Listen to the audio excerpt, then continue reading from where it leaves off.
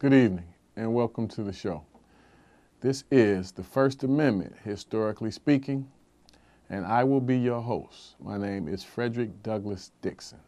And as always, we like to thank UPTV for allowing us this small time that we have and being such an outlet to unheard voices, deepening, enriching paradigms, as well as the ability to reach people who would no longer or never really have the chance to connect.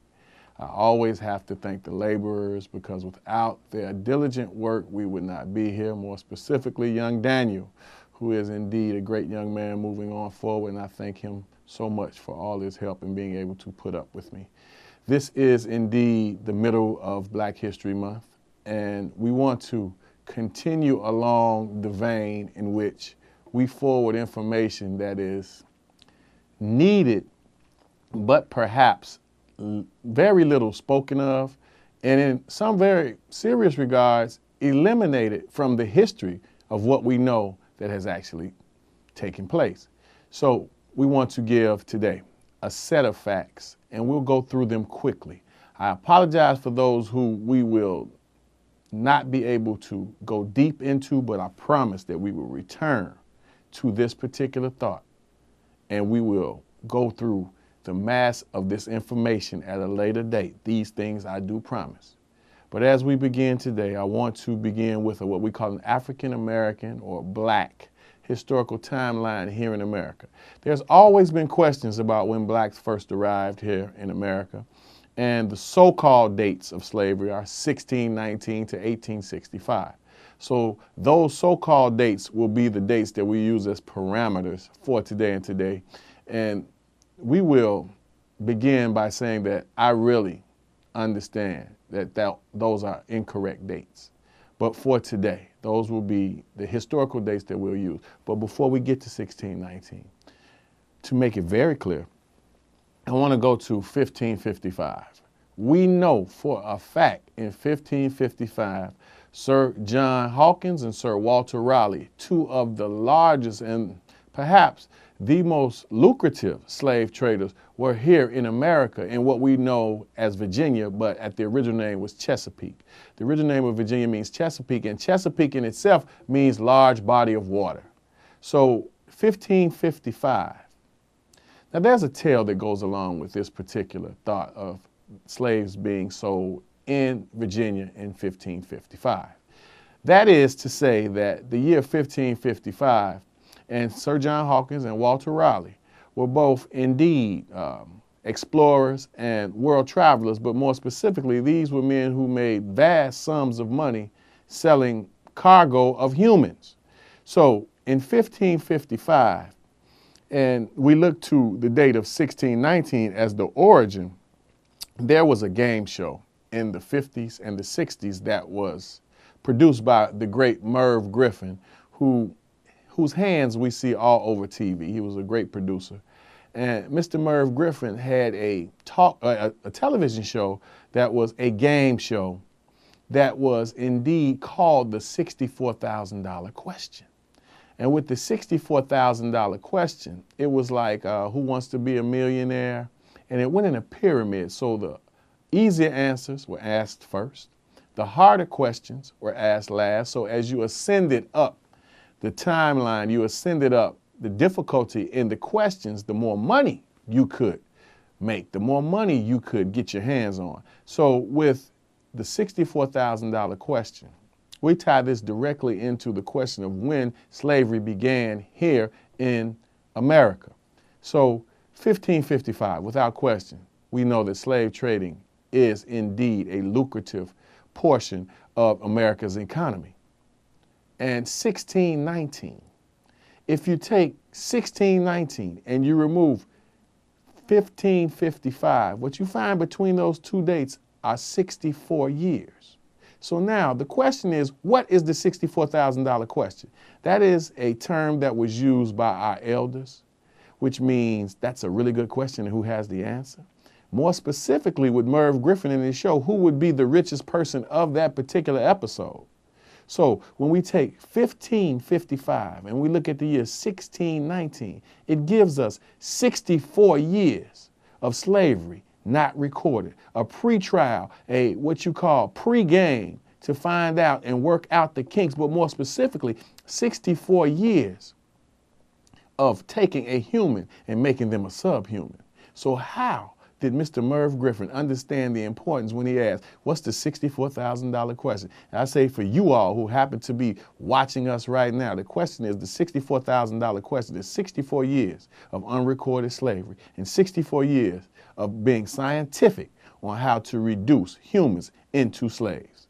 So as we continue, when we talk about August 20th, 1619, we talk about what those have said the first indentured, first slaves, first 20 blacks brought here, Jamestown, Virginia. Indeed, we have covered that particular thought. But we want to move right along. We know for a fact that particular day in August, there were at least 20 people who were immediately placed into bondage for the idea of free labor.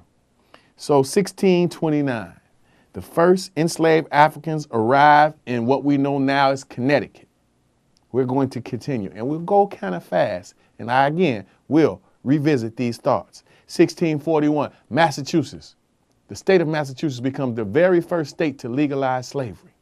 1653, slaves built a wall across Manhattan, known now as Wall Street. 1653.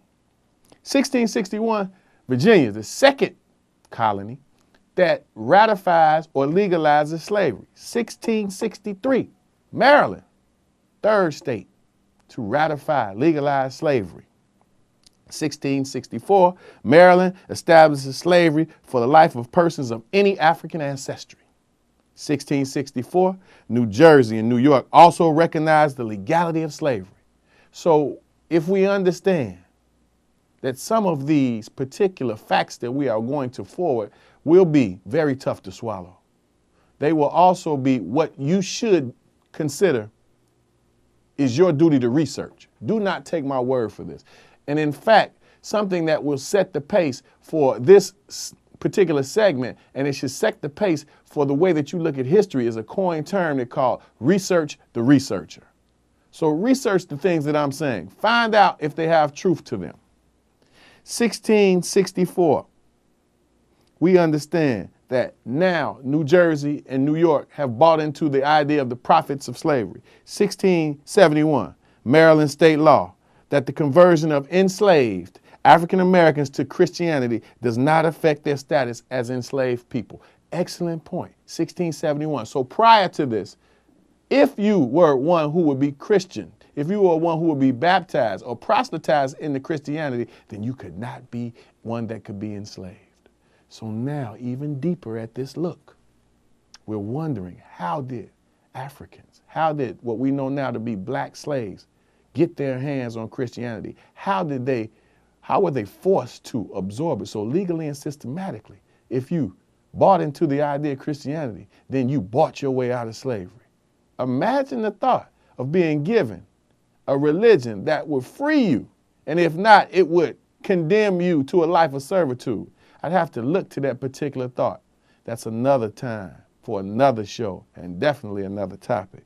1682, a new slave code in Virginia prohibits weapons for slaves. Let me go back. It says a new slave code. So there was a slave code prior. When we mean slave codes had the boundaries or had the prescription for the attitudes, the actions, and the behaviors of what slaves could and could not do. Requires passes beyond certain limits of the plantation and forbids self-defense by any African Americans against any European Americans. So now America is being curtailed. America is being created by laws that indeed are creating two separate societies. One that looks at one group as human and superior, and another as subhuman and inferior. So how does one buy into this thought? Legally and systematically, your life is on the line on both sides of this fence if you do not carry out what it will take to make sure that these laws become the social fabric of what we know now in America. Here's a deeper question. How has the long-lasting effects of these particular laws played out in American society today. That's one thing we will revisit. 1690, South Carolina enacts its first laws regulating slave movement and behavior.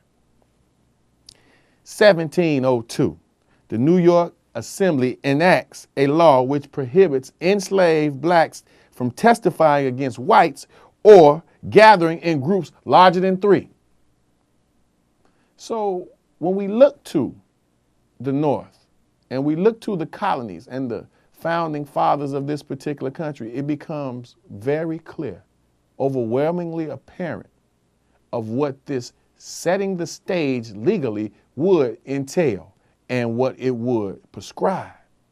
So as intelligent people, as those who need to understand their history, then we need to look to these particular times as turning points, crossroads to where we are now. And a very wise man said it. He said, those who do not master their history are bound and doomed to repeat it. So therefore, the kisses of a friend, and we understand those of us who are friends, but the wounds of a friend are very, very tied into our historic past. So the question of friendship will be erased through legally and systematic enactments of laws. 1704, French colonists opened a school for enslaved African Americans in New York City. So there's the dichotomy in New York. There's a place that we know now as Wall Street, that it would be the hub of trade, finance. And now if we go back far enough, we can find that that wall was built to keep some people inside that wall that were considered to be prophets for their particular interest. And that was the black slaves were enslaved in what we know now, Wall Street. And then we wonder why so many things happen in that area. It's a deep and rich tradition, and the history stands for itself. There's absolutely no reason to lie or to make this worse. The truth is bad enough. 1711, a public slave market opens in New York City at the east end of Wall Street. So if they're at the east end of Wall Street trading slaves, then the idea of Wall Street is where they house slaves. This in turn provides evidence. 1718, New Orleans is founded by the French. By 1721, the city has more enslaved black men than free white men. How do you hold a society at hostage where the numbers are just far bigger? It takes a system. It has to be systematic, and it has to be agreed upon of its importance. So the idea of profitability of slavery is something that is very important in the early days of America. 1739, the Stono Rebellion, one of the earliest slave revolts recorded in South Carolina. Please look to the Stono Rebellion. 1752, 20-year-old Benjamin Banneker of Maryland constructs one of the first clocks in colonial America, the first in a long line of his inventions. He's also well known for his construction of what now is the way that Washington, D.C., the capital of our country, is mapped out. Mr. Benjamin Banneker, a very brilliant man. And that story says that there was an original architect of Washington, D.C., who quit because of failing health. And at that time, Mr. Benjamin Banneker was called in to complete Washington, D.C. in the way it is today. So we owe that thought to Mr. Benjamin Banneker. And also, he created several almanacs. And if you have any connection to what an almanac is in its pristine form, it indeed in itself is a guide. It's a passage to the past of those things that have happened. And when we speak of history in that manner, history does not allow us to tell what we can do for the future. What it does is give us our basic minimum of what already has been done. 1758, a school for black children is opened in Philadelphia. 1770, March 5th, Boston, Massachusetts, Crispus Attucks, the very first man to be killed in a Revolutionary War, a black man. 1775, the Society of Relief of Free Negroes unlawfully held in bondage holds the first of 4 meetings in Philadelphia on April 14th. This is the first abolitionist meeting in North America, first formal. In 1784, the organization becomes the Pennsylvania Abolition Society with Ben Franklin as its first president. So it's all about the Benjamins at this particular time. This history reveals a whole lot. Now again, I charge you to look at some of these facts, go behind what I've said, and research the researcher.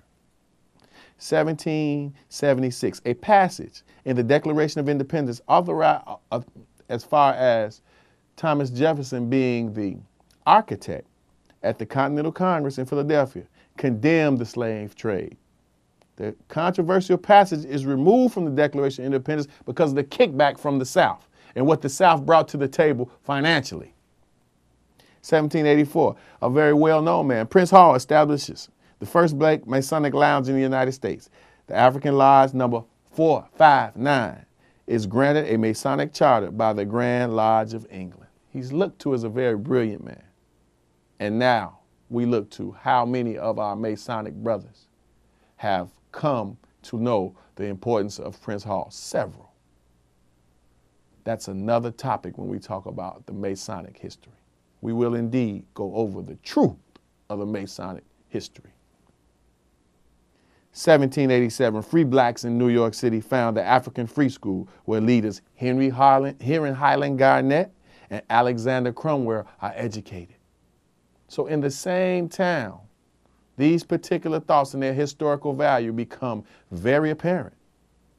1787, Richard Allen and Absalom Jones from the Free American Society formed the Free American Society in Philadelphia. So New York City, Philadelphia, these are hubs of what we call Boston, Massachusetts. These becomes hubs of abolitionism, and they become hubs for free slaves, for fugitive slaves to travel. Definitely Boston, Massachusetts. We'll touch that just a little bit later. 1790, free African Americans in Charleston formed the Brown Fellowship Society. This is indeed important, and it shows the culture of how America has moved over 100 years, 200 years, where slavery is being questioned.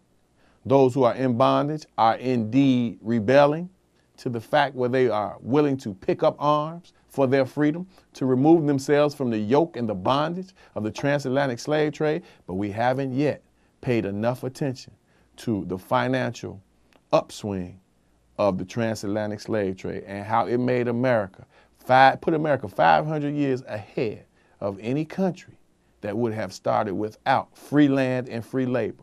Free land taken from what we know as our indigenous brothers, and this particular land worked, as we know, from our African American brothers and sisters. This indeed paints the picture of those who profit from these two different groups being held in positions of subhuman. Then we don't have to look very far.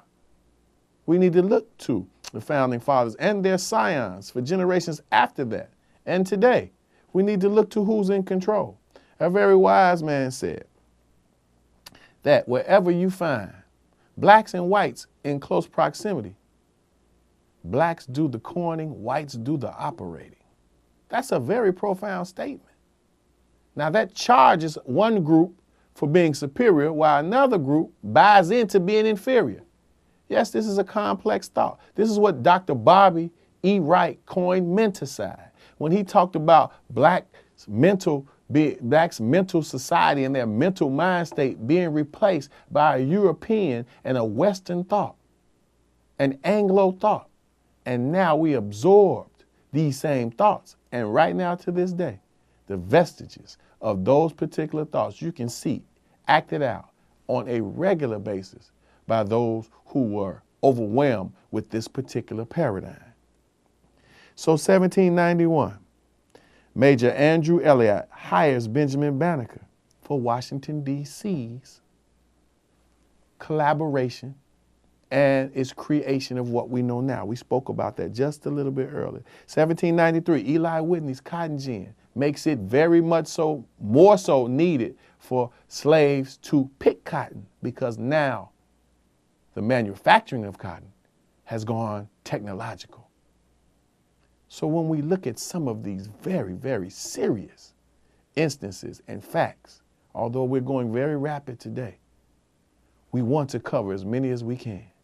It's good that we stop and we discuss them. It's even better to forward them and come back to them. 1793, the United States Congress enacts the first fugitive slave law, providing assistance to fugitive slaves and making it a criminal offense for one to run from the transatlantic slave trade, escape the bondage. Now, the 1793 Fugitive Slave Act will be revisited in what we know as the Compromise of 1850. So there's more than one Fugitive Slave Act. You can look at it in this particular way. Fugitive Slave Act of 1793 was indeed anti-federalist law. So those were those who thought state rights should rule. When we look at the Fugitive Slave Act of 1850, that in turn is a federalist idea, and the federal authorities begin to take up the thought of the Fugitive Slave Act as one portion of the Compromise of 1850. 1800, August 30th, Gabriel Prosser attempts a rebellion in Richmond, Virginia. Gabriel Prosser and Denmark Vesey, very much so warriors in the idea of slave revolts. And as we know today, with these particular men, we understand that their slave revolts were thwarted by other slaves who indeed bought into the idea of slavery being good for them. Goes back to the psychological adriftness of black and the slaves and how overwhelmed they were by artificial glibness and the idea of punishment. 1804, the Ohio legislature passes the Ohio Black Codes, and in doing so becomes the first non-slave holding state to place restrictions exclusively on African Americans. So when we talk about border states, Kentucky, Ohio, all of them had slaves.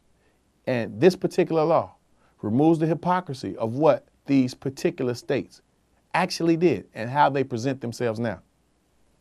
So 1810, the U.S. Congress prohibits African Americans from carrying mail. That has a lot to do with some of the acts that were on the books as laws about the literacy of the slave. Now, one way that slaves began to teach themselves to read, they were always sent to get the mail.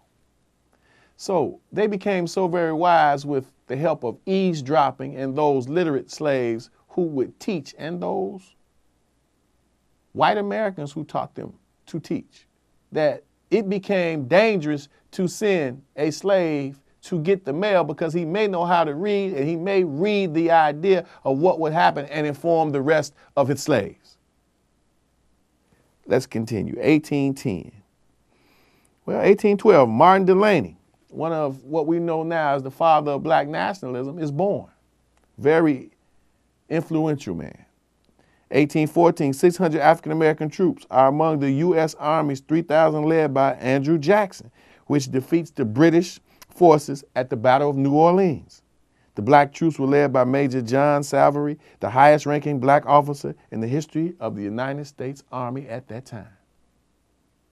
Very much so fought in every war, fought in the Revolution on both sides, fought in the War of 1812, and definitely had a stronghold in the outcome of the Civil War. 1818, someone who's very dear to my heart, Frederick Douglass, is born, Talbot County, Maryland. Now, he's very dear to my heart because I wear his name. And this goes to the symbolism of what we name our children. We have to be taught the importance of what a name and what is in a name. So when we talk about Frederick Douglass, he was indeed a great orator. He was indeed a great warrior. But you can't mention Frederick Douglass without mentioning Martin Delany. So for both of those people, for those of you who don't know Martin Delany and you know Frederick Douglass, it is time that you're introduced to Martin R. Delany.